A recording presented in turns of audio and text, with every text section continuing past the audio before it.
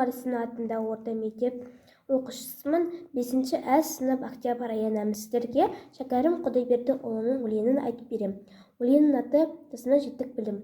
Жасымнан жеттік білдім, түрік тілін сол тілге аударылған барлық білім. Ерінбей еңбек еттім, еңбек жан жарқырап қараңғыдан туып күнім.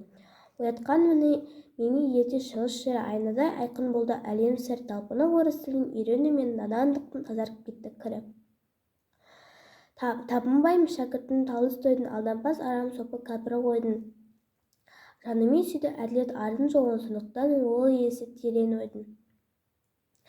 Толстой кәпір емес, кәпір өзін дін емес, бәрі алдау айтқан сөзін.